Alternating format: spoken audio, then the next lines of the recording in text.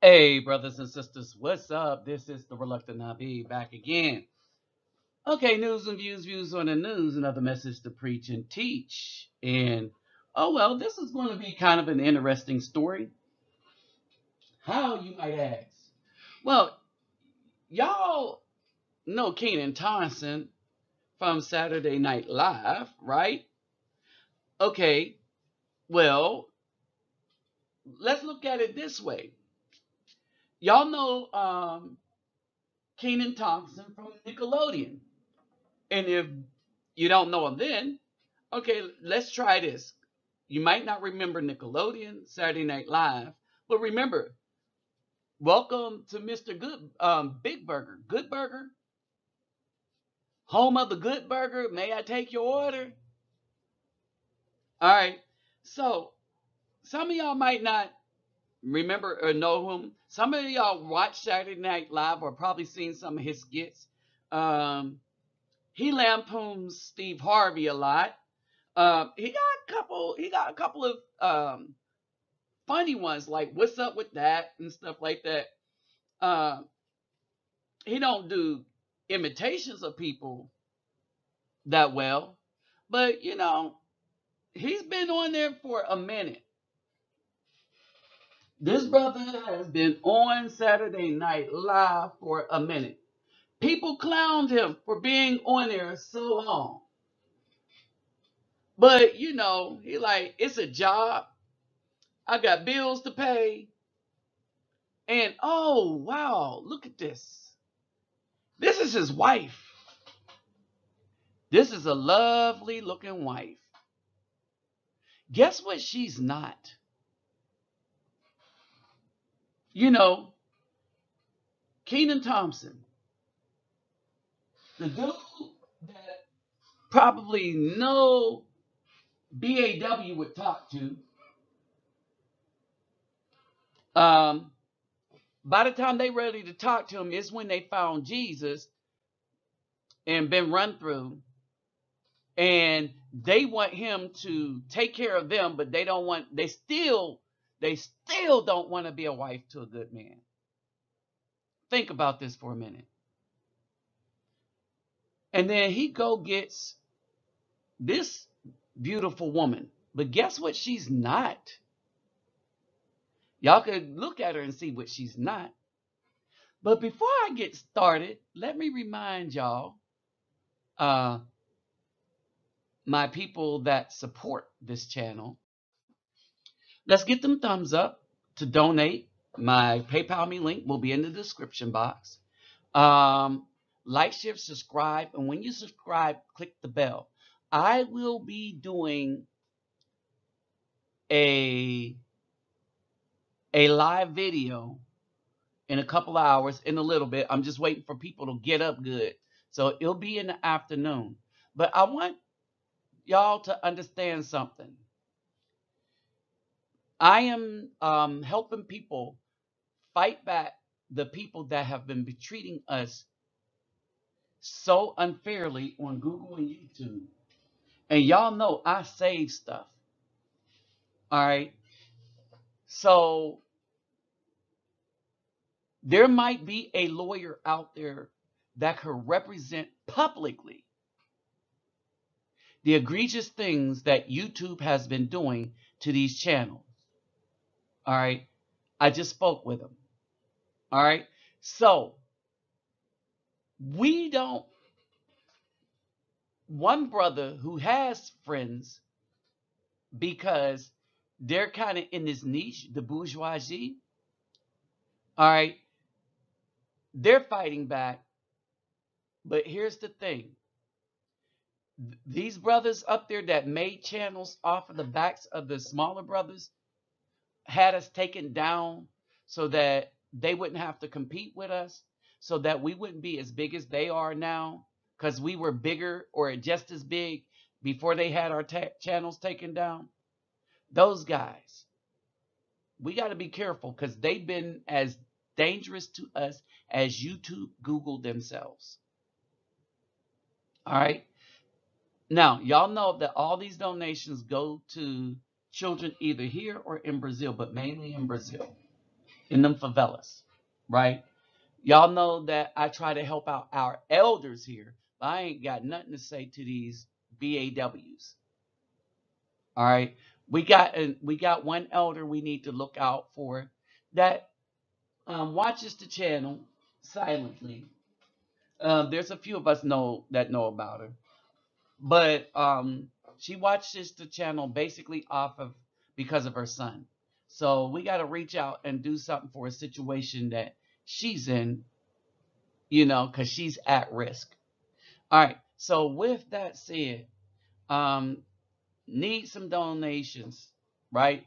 Because I'm not at the point where I can do this myself anymore, right? And the other channel got taken down and it was demonetized. A whole bunch of slick things, right? But we're going to deal with Google and YouTube legally, or and we're going to put their shame out in the public. Remember, I've been saving everything they've been doing to me, and what they've been doing to me, they've been doing to others. All right. So let's get back to the lighter side of things. No pun intended. Um, so, all right, this is Keenan Thompson. The big heavy set dude that none of the we can understand this because this is generally our first choice. We go after the women that look like us. We will put our all into people in our own community. The Afro male will, because the Caucasian women will really don't have to, right? If she's attracted to you, she'll come after you, and she don't. And this generation just don't give a f, right? She don't care if you're black or whatever. She gets her for first choice, right? The only person that does not get their first choice, because our first choice for so long has been the quote unquote black woman, is the Afro man. And we're not talking about the thug. We're talking about the good Afro man. We're talking about the Afro man that wanted to leave a legacy. We're talking about the Afro man that strived to make something of themselves by staying out of the face of, well, the government system. All right, that created their own path. See, when you look at many actors, they are self-made men, either in a good way or a bad way. They're self-made. All right, is especially comedians. Comedians are self-made to the point that they're more self-made than anything. They're you talking about a grind. They made themselves a self-made man because of the grind, right? Now understand this.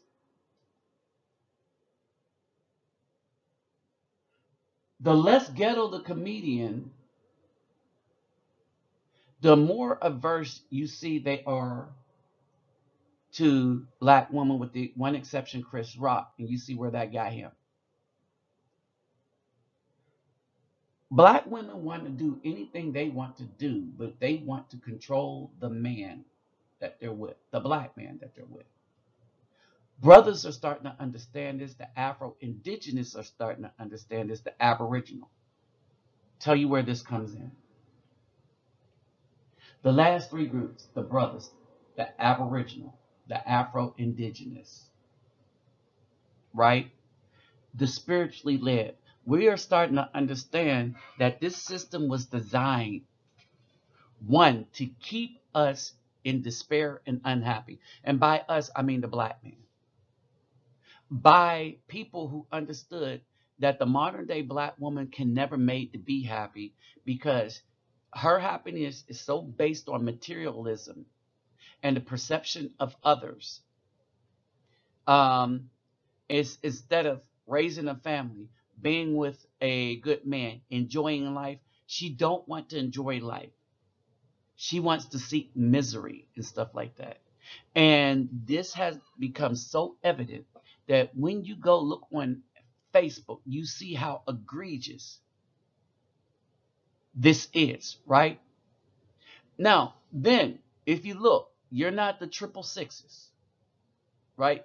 6 feet, 6-figure income, or six pack. If you're lacking in any one of those, the black woman don't want you.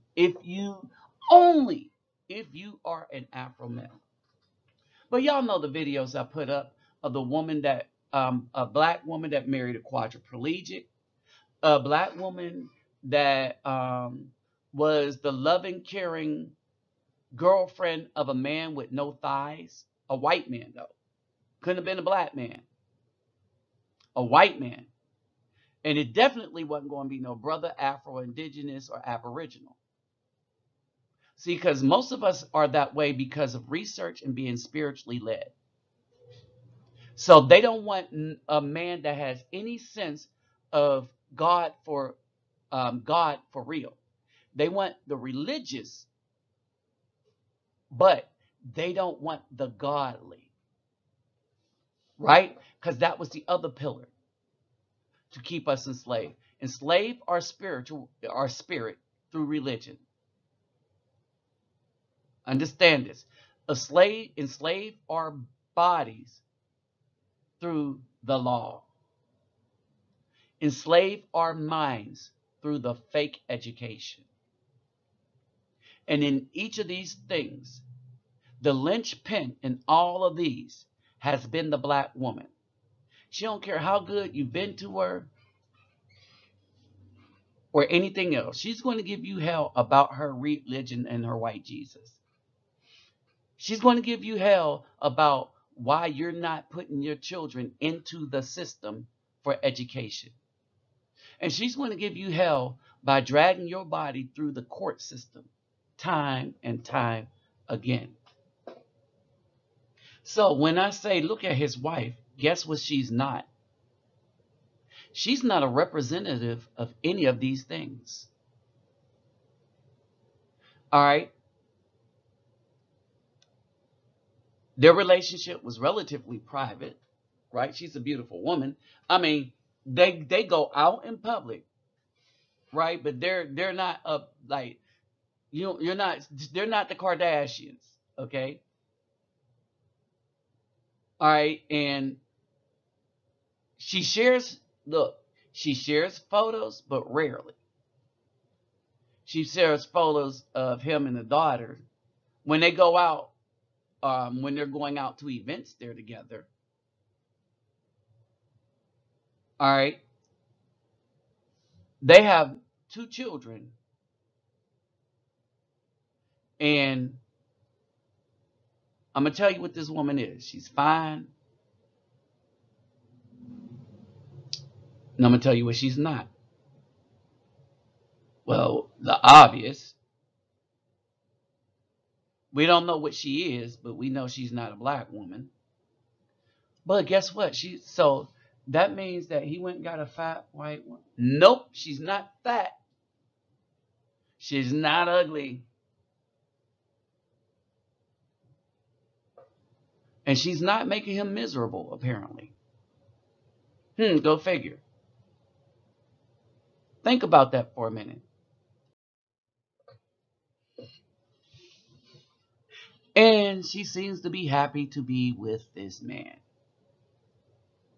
The one thing that the real Afro man cannot find in a black woman is a black woman that's happy to be with a man that's not sitting around getting high and getting drunk, that has some kind of spirituality and dignity about himself. All right, that ain't into that thug life. All right. Oh yeah, they call them lames or squares. So derogatory, the appearance of derogatory. All right, think about this for a minute. So for all you de-police black males that's jocking the coochie of the black woman, answer me this.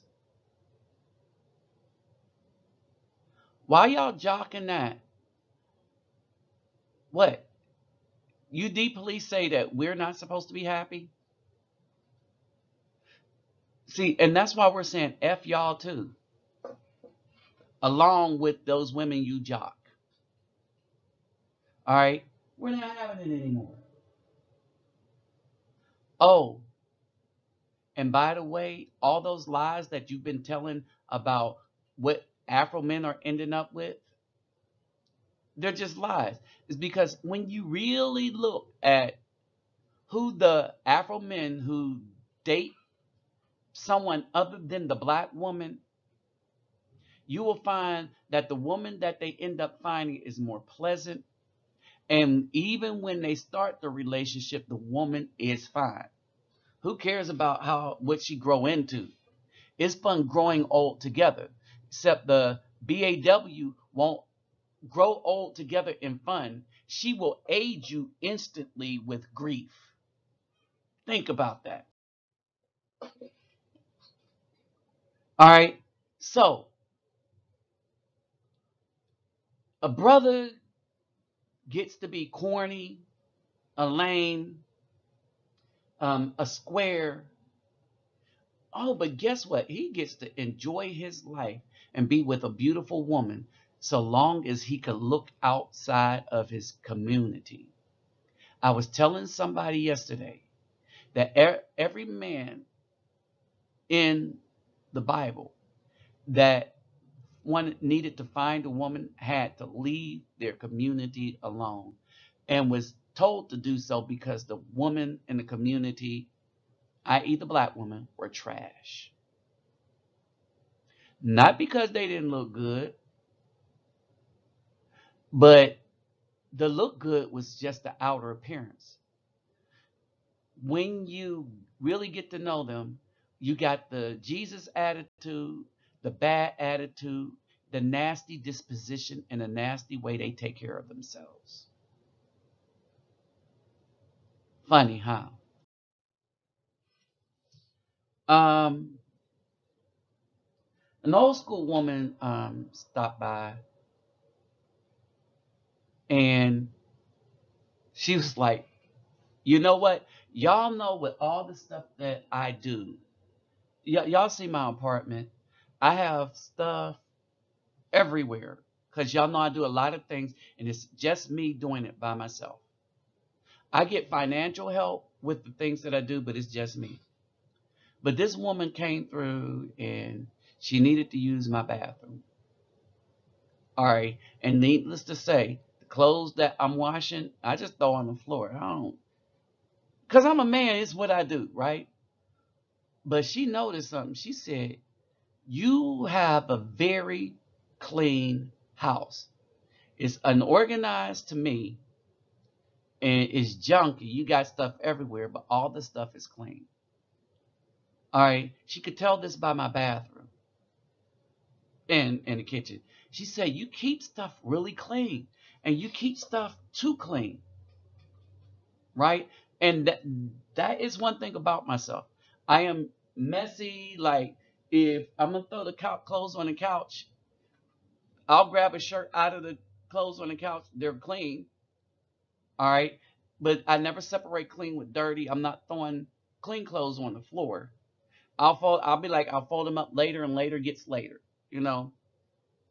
All right, but all my stuff is clean. The couch is clean. The house is clean. I sweep the floor and everything. I like stuff clean. Here's the problem. Anybody that I was trying to get with was dirty.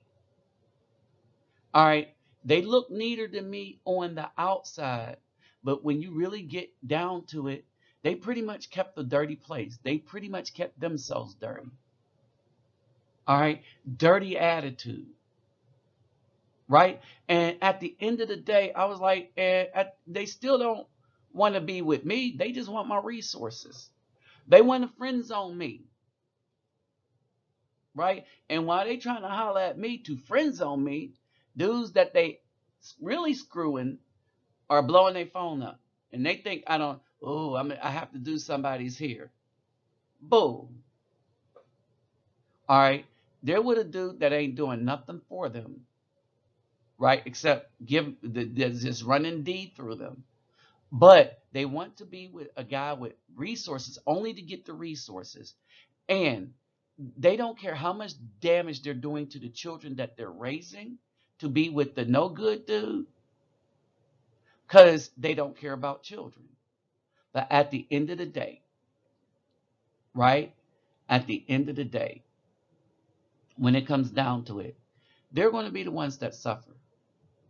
Why? Because we ain't having it no more.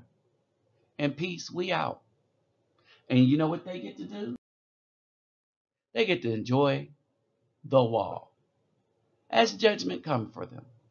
With that said, I'm out.